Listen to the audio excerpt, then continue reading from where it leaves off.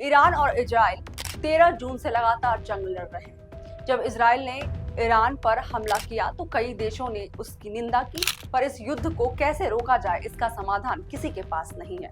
इस युद्ध में कई सैन्य ठिकाने पूरी तरह नष्ट हो चुके हैं। इन हमलों में करीब 176 से अधिक लोग घायल हुए हैं। 6 लोगों की हालत गंभीर है।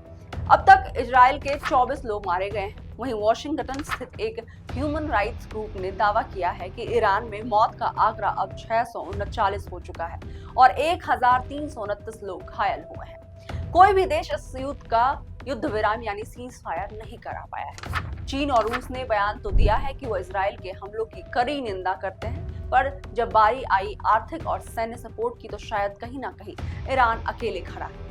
ऐसे ही बाकी के मुस्लिम देश हैं। इन देश में तुर्की, मिस्र और इराक जैसे देश शामिल हैं और एक नाम पाकिस्तान, जो परमाणु शक्ति में से एक है, जिसने ईरान का समर्थन किया।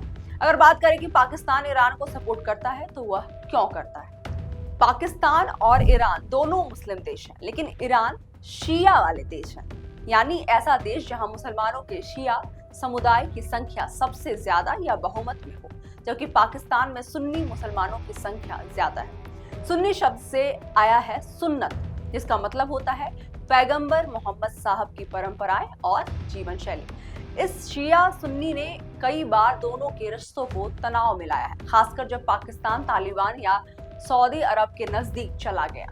फिर भी रणनीतिक मजबूरियां दोनों को करीब लाती रही है। पाकिस्तान को ईरान की गैस और ऊर्जा की जरूरत है, वहीं ईरान पाकिस्तान को अफगानिस्तान और भारत के बीच संतुलन के रूप में देखता है। और ईरान इजराइल के समर्थन की बात करें तो पाकिस्तान के रक्षा मंत्री ख्वाजा आसिफ ने मुस्लिम एकता के नाम पर ईरान का साथ देने की अपील की है। उसने मुस्लिम देशों से ईरान के साथ खड़े होने की बात कही ताकि देश में शांति कायम हो सके। इसी के साथ सऊदी अरब, संयुक्त अरब अमीरात और कुवैत जैसे देशों ने भी ईरान का समर्थन किया है। साथ ही पाकिस्तान के प्रधानमंत्री शहबाज शरीफ ने भी बुधवार को अंतरराष्ट्रीय समुदाय से अपील की कि ईरान और इजराइल के बीच तुरंत सीज फायर होना चाहिए, नहीं तो क्षेत्र की बिगड़ती स्थिति ने केवल मिडिल ईस्ट के लिए बल्कि पूरी दुनिया के लिए खतरनाक साबित होगी। यह समर्थन फिलहाल सिर्फ बयानों तक ही सीमित है।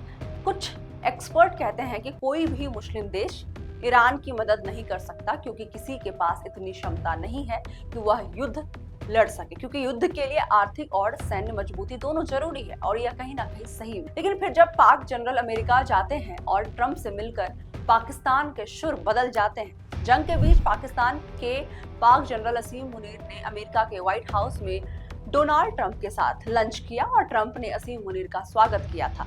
उसके कुछ समय बाद पाकिस्तान कहता है ईरान ने हमसे कोई सैन्य सहायता नहीं मांगी है। यह बात इसलिए चुपती है क्योंकि इससे पहले पाकिस्तान ने कहा था वह ईरान के लिए इजराइल परमाणु हमले से भी पीछे नहीं हटेगा। ऐसा आखिर अमेरिका और पाकिस्तान के असीम मुनीर के बीच कौन सी लंबी बातचीत हुई थी जिस कारण पाकिस्तान ने तुरंत अपने बयान से पीछे हटा दिया? दूसरी तरफ बात करें इजराइल की, उसके साथ कौन कौन से देश खड़े हैं। ऐसा नहीं है कि इजराइल अकेला यह युद्ध लड़ रहा है। इजराइल के समर्थन में भी कई देश खड़े हैं। इजराइल के साथ G7 के सभी देश खड़े हैं, जिसमें America, Japan, Italy, France, Germany, UK और कनाडा शामिल है। G7 ने साफ कहा है कि इजराइल को अपनी रक्षा करने का पूरा हक है। अमेरिका इस पर क्या कहता है, थोड़ा उस पर भी नजर डालते हैं। अमेरिका को G7 का हिस्सा है, वो ईरान को धमकी दे रहा है कि वह युद्ध को रोक दे और सरेंडर कर दे। उसको देखते हुए माना जा रहा है कि वो कुछ दिन बाद पूरी तरह से इजराइल के साथ समर्थन में रहेगा। अब बात करें भारत की, तो भारत किसके सपोर्ट में? भारत फिलहाल अभी अपने तरफ से किसी भी तरह की टिप्पणी अभी नहीं की है। भारत की बात करें तो वो हमेशा की तरह न्यूट्रल अप्रोच के साथ चलता आ रहा है। उसे ना तो इजराइल का विरोध किया है और ना ही ईरान का सपोर्ट। भारत बस शांति की तरफ खड़ा है और वह चाहता है कि युद्ध जल्द से जल्द रुक जाए। ये जानकारी आपको कैसी लगी? अंत तक वीडियो को आपने अगर देखा हो तो इसके बारे में कमेंट सेक्शन में जरूर बताएं। तब तक के लिए नेक्स्ट ब्रॉडकास्ट के साथ बने रहें।